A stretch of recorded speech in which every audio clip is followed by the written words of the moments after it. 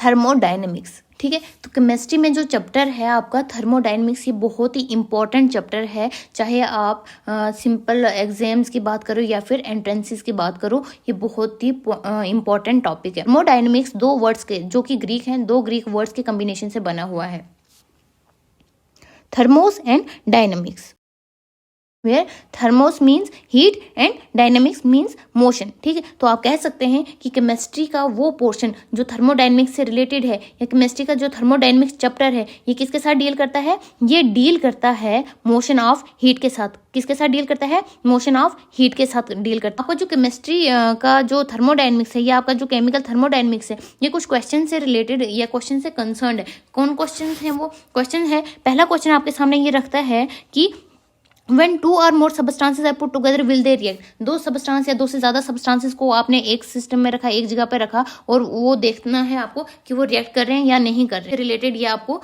जानकारी देना चाहता है, ये उत्तेजना रखता है। इक्विलिब्रियम जब आएगा तो वहाँ पे जो आपके पास रिएक्टेंट और प्रोडक्ट्स होंगे, उनकी कंसंट्रेशन कितनी होती है। आपका जो थर्मोडायनेमिक्स है, सिंपली आपको पता चला हीट की ट्रांसफॉर्मेशन जो होती है उसके साथ डील करता है। हीट क्या है? हीट एक फॉर्म ऑफ एनर्जी है। हीट क्या है? एक फॉर्म ऑफ एनर्जी है। तो ओवरऑल आप ये भी कह सकते हो कि थर्मोडायनेमिक्स में आप किस चीज़ की स्टडी करोगे? एनर्जी में ट्रांसफॉर्मेशन की, एनर्जी की चेंजेस के बारे में आप पढ़ोगे। किसमें? थर्मोडायनेमिक्स में। लेकिन देखो क्या है, चेंजेस एक अलग बात है, लेकिन ओवरऑल एनर्जी एक अलग बात है। आपको थर्मोडायनेमिक्स चेंजेस के बारे में तो आपको बताएगा, लेकिन ओवरऑल टोटल एनर्जी जो है उसके बारे में बताने में ये सक्षम नहीं है। थर्मोडायनेमिक्स आपको क्या करता है? ये ओवरऑल एनर्जी के बारे में आपको नहीं बता पाता है। थर्मोडायनेमिक्स जो है ये मैक्रो लेवल पे तो स्टडी करके आपको इन्फॉर्मेशन प्रोवाइड कर सकता है, लेकिन माइक्रो लेवल पे ये कोई भी इन्फॉर्मेशन आपको प्रोवाइड नहीं कर सकता है। जो एनर्जी में चेंजेस आ रही है, जो मोशन हो रहा है आपकी हीट में, तो उसमें जो भी प्रोसेस हो रहा है, वो प्रोसेस अगर स्पॉन्टेनियस है तो ही आपको थर्मोडायनेमिक्स आपके लिए हेल्पफुल प्रोवाइड हो सकता है। बट अगर वो थर्मोडायनेमिक्स आपके लिए हेल्पफुल नहीं होगा अगर जो प्रोसेस वहाँ पे हो रहा है वो स्पॉन्टेनियस नहीं है। तो यही जो चीज़ें हैं, ये लिमिटेशंस बन जाती हैं आपके थर्मोडायनेमिक्स की। तो आपके पास क्या आ जाता है? आपके पास आ जाता है लिमिटेशंस ऑफ थर्मोडायनेमिक्स। तो पहले इन्होंने कहा कि मैक्रो लेवल पे होना चाहिए, आपके पास जो भी मैटर है मैक्रो लेवल पे होना चाहिए, माइक्रो लेवल पे ये स्टडी नहीं कर पाता है। दैट मीन्स आपके पास क्या है? आपके पास जो मैटर है वो क्या होना चाहिए? वो बल्क में होना चाहिए। उसके बाद कहता है कि जो भी प्रोसेस हो रहा होगा वो क्या होना चाहिए? स्पॉन्टेनियस होना चाहिए। क्या होना चाहिए? स्पॉन्टेनियस होना चाहिए। उसके बाद थर्मोडायनेमिक्स में कुछ टर्म्स है जो बार बार यूज होंगी, उन टर्म्स के बारे में हम जानते हैं कौन कौन सी टर्म्स है। ठीक है, तो पहली तो टर्म आपके सामने जो है वो ये है कि सिस्टम होता क्या है, सराउंडिंग क्या होता है और बाउंड्री क्या होता है। सिस्टम क्या है? अब मान लीजिए आप कुछ स्टडी करना चाहते हैं, किसी प्रोसेस में जो भी एनर्जी में वेरिएशंस आ रही हैं उसकी स्टडी करना चाहते हैं, लेकिन आप एट ए टाइम पूरा यूनिवर्स तो स्टडी नहीं कर पाते हैं। आप कोई एक पोर्शन पकड़ेंगे, कोई एक हिस्सा पकड़ेंगे जिस पे आप अपनी एक्सपेरिमेंटल स्टडी करना चाहेंगे, एक्सपेरिमेंटल इन्वेस्टिगेशन करना चाहेंगे। तो वो जो पोर्शन होगा, वो जो हिस्सा होगा आपके फुल यूनिवर्स का, आपके सारे यूनिवर्स का, वो हिस्सा कहलाता है सिस्टम। क्या कहलाता है? वो हिस्सा कहलाता है सिस्टम। ठीक है, तो सिस्टम आपको समझ आ गई। उसके बाद बचता है सराउंडिंग। पूरे यूनिवर्स का जो हिस्सा आपने सिस्टम माना, जिसको आप क्या कर रहे हो, जिसके आप इन्वेस्टिगेशन कर रहे हो, उसके अलावा जितना भी पीछे बचता है आपके यूनिवर्स का हिस्सा, वो कहलाता है सराउंडिंग। क्या कहलाता है? सराउंडिंग कहलाता है। ठीक है, अब क्या है, सिस्टम और सराउंडिंग के बीच कोई तो आपके इनके बीच दीवार होगी, कोई तो लेयर होगी जो सेपरेट कर रही है सिस्टम से सराउंडिंग को और सराउंडिंग से सिस्टम को। वो लेयर, वो जो सेपरेट कर रही है लेयर सिस्टम को सराउंडिंग से और सराउंडिंग को सिस्टम से, वो कहलाती है बाउंड्री। क्या कहलाती है? Boundary.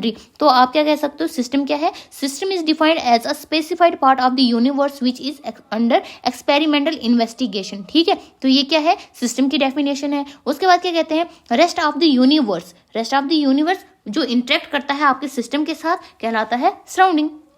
And the thing which separates a system and surrounding is called boundary. ठीक है, तो अब आपने तीनों चीजें पढ़ ली कि क्या होता है, सिस्टम क्या है, सराउंडिंग क्या है, बाउंड्री क्या है। अब हमने देखना है कि सिस्टम की टाइप्स क्या है, सिस्टम कितने टाइप्स का है। ठीक है, तो अब आपके पास क्या है, सिस्टम की टाइप्स की हम बात करेंगे। सिस्टम जो है वो 3 टाइप्स का है, close system, open system and isolated system. तो सिस्टम आपके पास कितने टाइप्स के हैं? 3 टाइप्स के हैं। ठीक है, close system, open system and isolated system. मान लीजिए अब आपके पास हम क्या कर रहे हैं, मान लीजिए आपके सामने है आपका एक यूनिवर्स क्या है, ये आपके सामने क्या है, ये आपका यूनिवर्स है। ठीक है, अब यूनिवर्स में से आपको क्या करना है, सिस्टम चूज करना है। ठीक है, सिस्टम चूज जब आपने करना है तो उस टाइम पे आप क्या देखोगे,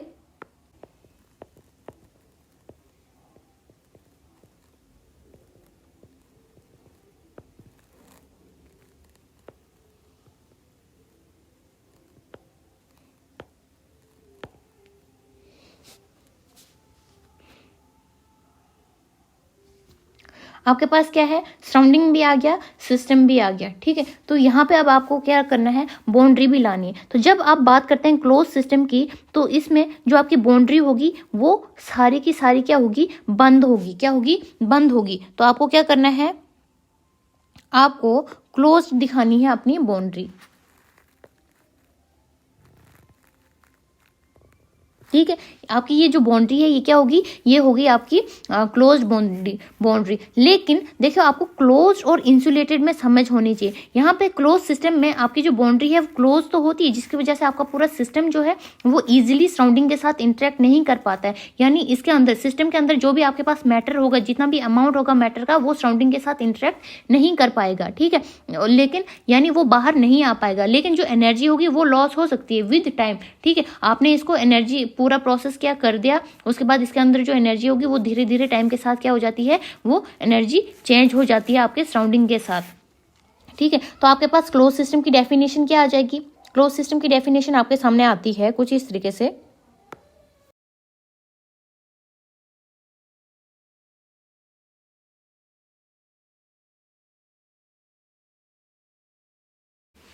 तो आपके सामने सिस्टम की डेफिनेशन क्या आ गई, system which can exchange energy in the form of heat और वर्क और radiation but not matter with its surrounding is called closed system. अब हम बात करते हैं ओपन सिस्टम की। किसकी, ओपन सिस्टम की। सिस्टम की बात कर रहे हैं तो आपके पास यहाँ पे मान लीजिए क्या है, यूनिवर्स है आपके सामने।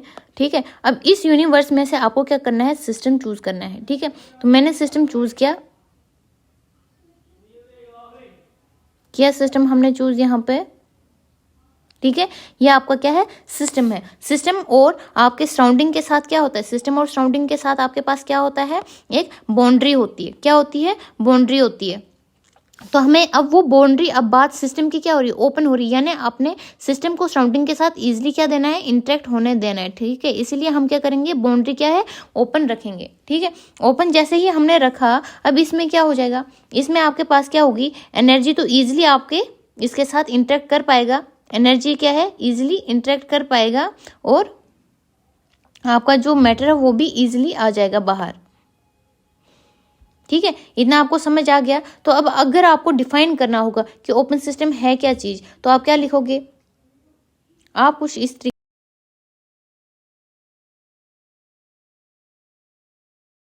ओपन सिस्टम क्या है, system which exchanges both energy and matter with the surrounding.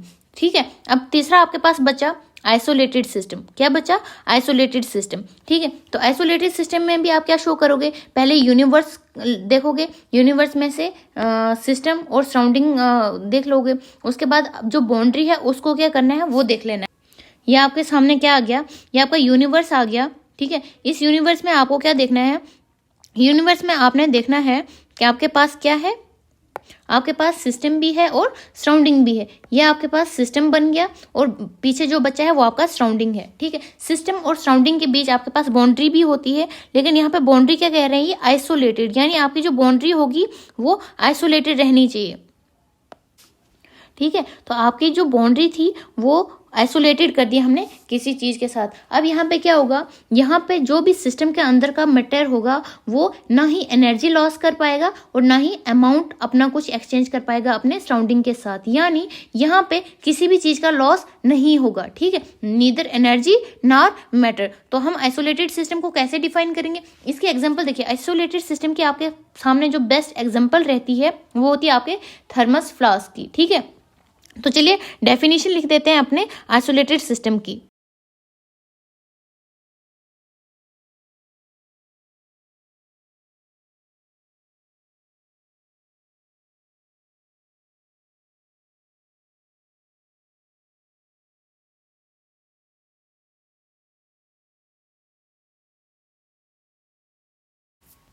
ठीक है। तो इसके साथ साथ आपका क्या हो गया, सिस्टम्स की 3 टाइप्स भी हो गई है, close system, open system and isolated system. Close system में क्या होता है, क्लोज सिस्टम में एनर्जी को तो लॉस किया जा सकता है सिस्टम से सराउंडिंग की ओर, यानी आपका जो सिस्टम है वो इंटरेक्ट करता है सिर्फ in case of energy transformation, ठीक है, ट्रांसफर्स, ठीक है, लेकिन मैटर की ट्रांसफर नहीं होती है, मैटर के अमाउंट में कोई चेंज नहीं होती। लेकिन जब ओपन सिस्टम होता है तो ये सिस्टम अपने सराउंडिंग के साथ ओपनली इंटरेक्ट करता है, क्योंकि इसकी जो बाउंड्री होती है वो पूरी तरीके से बंद नहीं होती है, ठीक है, वो किसी एक साइड से ओपन होती है, एक साइड से ये कहीं से भी ओपन हो सकती है, ठीक है। उससे क्या होता है, उससे आपका जो सिस्टम होता है वो इजीली अपने सराउंडिंग के साथ इंटरेक्ट कर पाता है, और इसमें क्या होगा, अमाउंट जो होगा मैटर का वो भी एक्सचेंज कर सकता है और एनर्जी भी एक्सचेंज कर सकती है। लेकिन इनके साथ आइसोलेटेड, इसमें इंटरेक्शन होना पॉसिबल ही नहीं होता है सिस्टम का सराउंडिंग के साथ, इसीलिए ना ही एनर्जी लॉस हो पाती है सिस्टम से बाहर, ना ही गेन हो पाती है सिस्टम के अंदर, और ना ही मैटर जो होता है उसका अमाउंट में कोई चेंजिंग्स दिख रही होती, ठीक है। थर्मोडायनेमिक्स में, ठीक है, ये सिस्टम आपने पढ़ लिए, 3 टाइप के होते हैं। इसके आगे देखिए आपके पास क्या प्रॉपर्टीज, अभी हम पढ़ रहे थे थर्मोडायनेमिक्स में कुछ टर्म जो यूज होंगी, ठीक है। तो सेकंड टर्म क्या है, थर्मोडायनेमिक्स प्रॉपर्टीज, अब हम उन पे मूव करते हैं। अब थर्मोडायनेमिक्स प्रॉपर्टीज होती क्या है, properties we specify system state, जो किसी सिस्टम की स्टेट के बारे में हमें बताती है, उन प्रॉपर्टीज को हम कहते हैं थर्मोडायनेमिक प्रॉपर्टीज, ठीक है। हम थर्मोडायनेमिक में क्या पढ़ रहे हैं, एक ऐसा प्रोसेस पढ़ रहे हैं जहाँ पे transformation of energy in the form of heat हो रहा है। अब वहाँ पे क्या होगा, उस जो भी सिस्टम हमने लिया होगा उसका जो स्टेट है, कुछ ना कुछ स्टेट होगा, उसके बारे में जो भी प्रॉपर्टी, जो भी चीज हमें बताएगी, उस चीज को हम थर्मोडायनेमिक प्रॉपर्टी के नाम से जानते हैं। तो थर्मोडायनेमिक प्रॉपर्टीज हमारे पास 2 टाइप की होती है, intensive properties and extensive properties, ठीक है। अब इनमें ये प्रॉपर्टीज का क्या सीन है, इंटेंसिव और एक्सटेंसिव क्यों हो जाता है। जो इंटेंसिव प्रॉपर्टीज होती हैं ये वो प्रॉपर्टीज होती हैं जो सिर्फ क्वालिटी पे डिपेंड करती हैं, ठीक है, वो प्रॉपर्टीज जो सिर्फ क्वालिटी को देख के अपना काम करेंगी। लेकिन जो एक्सटेंसिव प्रॉपर्टी होती है ये क्वालिटी को नहीं देखते हैं, सिर्फ क्वांटिटी को देखा जाएगा, इसमें अमाउंट को चेक किया जाएगा, इसमें number of moles, number of particles को देखा।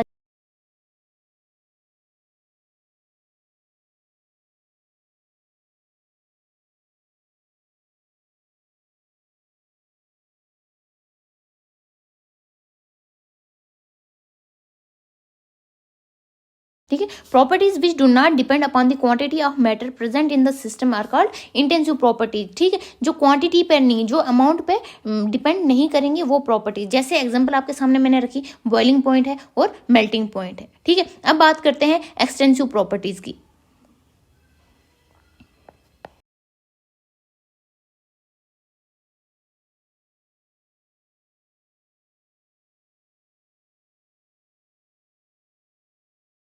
ठीक है, तो प्रॉपर्टीज जो क्या है, जो सिर्फ क्वांटिटी पे मैटर करेंगी, ठीक है, जो अपनी जो भी खासियत है, खूबी है, सिर्फ क्वांटिटी के थ्रू ही बताएगी, उसको हम, उस प्रॉपर्टी को क्या हम कहेंगे, एक्सटेंसिव प्रॉपर्टी कहेंगे। अब क्या है, अब देखिए, अब हमारे पास जो कुछ बातें हैं जो हमें एक्सटेंसिव और इंटेंसिव प्रॉपर्टी की समझ में हमेशा से रखनी है, वो कुछ इस तरीके से हैं। जो आपकी एक्सटेंसिव प्रॉपर्टीज़ है ये अगर एक्सप्रेस करी जाएं पर मोल या फिर पर ग्राम या फिर पर लीटर, तो वो उस टाइम पे क्या हो जाएंगी, वो इंटेंसिव बन जाएंगी। अगर आपके पास extensive property X upon Y P upon Q की फॉर्म में रहता है, ठीक है, अगर आपके पास मान लीजिए आपके पास मान लीजिए let X and Y are 2 extensive properties,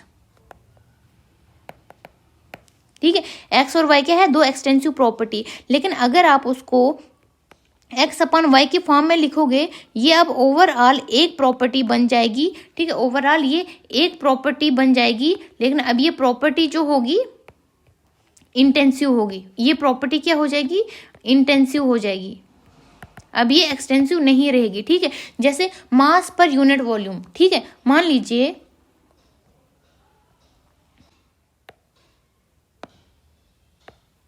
आपने लिखा mass upon volume, mass upon volume, तो आप सब जानते हैं मास अपॉन वॉल्यूम क्या बन जाता है, डेंसिटी बन जाता है। मास अपॉन वॉल्यूम क्या बन जाता है, डेंसिटी बन जाता है। ये क्या है, ये एक्सटेंसिव प्रॉपर्टी है। ये क्या है, ये भी एक्सटेंसिव प्रॉपर्टी है, लेकिन आपकी जो डेंसिटी होगी अब ये बन जाएगी इंटेंसिव प्रॉपर्टी। क्या बन जाएगी, इंटेंसिव प्रॉपर्टी बन जाएगी। ठीक है, तो चेंजिंग किस में हो रही है, सिर्फ एक्सटेंसिव प्रॉपर्टी में चेंज हो रही है। अगर आप एक्सटेंसिव प्रॉपर्टी को डिवीजन में ले रहे हो तो आपके पास जो रिजल्टेड फॉर्म में आ जाएगी प्रॉपर्टी वो इंटेंसिव बनती है। लेकिन अगर आप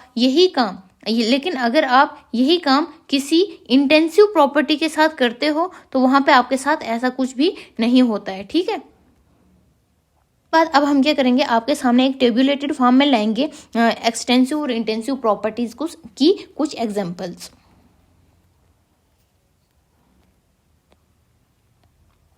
वो क्या है, देखिए इंटेंसिव प्रॉपर्टी में आपके पास क्या आता है, मोलारिटी आती है, मोलालिटी आती है, concentration, density, temperature, refractive index, viscosity and surface tension. ये सब किसके अंदर आती है, इंटेंसिव प्रॉपर्टीज के अंदर आती है। यानी मोलारिटी या फिर मोलालिटी जो भी है, या फिर आपके पास विस्कोसिटी है, स्पेसिफिक हीट है, डेंसिटी है, ये सारी चीज़ें किसके अंदर आती है, इंटेंसिव प्रॉपर्टी के अंदर आती है। या फिर आप कह सकते हो कि आपके पास क्या है, ये स्पेसिफिक हीट है, बॉइलिंग टेम्परेचर है, मेल्टिंग पॉइंट है, जो भी चीज़ें हैं ये सब किसके अंदर आता है आपके पास, ये इंटेंसिव प्रॉपर्टी के अंदर आता है। अब कैसे, मान लीजिए आपने क्या किया, आपने एक गिलास में पानी रख दिया। ठीक है, आपने एक गिलास में पानी रख दिया बॉईल करने के लिए, और दूसरे एक बड़े कंटेनर में पानी रख दिया। एक है गिलास बिल्कुल छोटा और कंटेनर बहुत बड़ा, दोनों के वाटर को आपने क्या करना है, बॉईल करना है। ठीक है, जब तक ना आप टेम्परेचर 100 डिग्री पे पहुंचाओगे तब तक आपका वाटर बॉईल नहीं होगा। कोई फर्क नहीं पड़ता कि आपके पास एक बड़े कंटेनर में कितना पानी है और एक गिलास में कितना पानी है। ठीक है, तो ये अमाउंट पे डिपेंड नहीं किया। ठीक है, किस पे, अमाउंट पे डिपेंड नहीं किया। ठीक है, इसीलिए इंटेंसिव प्रॉपर्टी हम क्या कहते हैं, ये अमाउंट पे नहीं बल्कि क्वांटिटी नहीं बल्कि क्वालिटी पे डिपेंड करता है। ठीक है, तो वो चीज़ें जो क्वालिटी पे नहीं क्वांटिटी पे डिपेंड करती हैं वो है आपके पास एक्सटेंसिव प्रॉपर्टी, जिसकी एग्जांपल आपके सामने पड़ी हुई है। हीट कैपेसिटी है, mass, volume, entropy, enthalpy, Gibbs free energy, internal energy, और भी बहुत सारी एग्जांपल्स हैं। अगर इतना आपको समझ आ गया है तो कुछ प्रॉपर्टीज़ की आप कमेंट में नाम लिख सकते हैं, इंटेंसिव प्रॉपर्टी और एक्सटेंसिव प्रॉपर्टी। और उम्मीद है कि आप लोगों को समझ आ गया होगा। और अगर वीडियो अच्छी लगी है तो please do like and subscribe my YouTube channel. Thank you.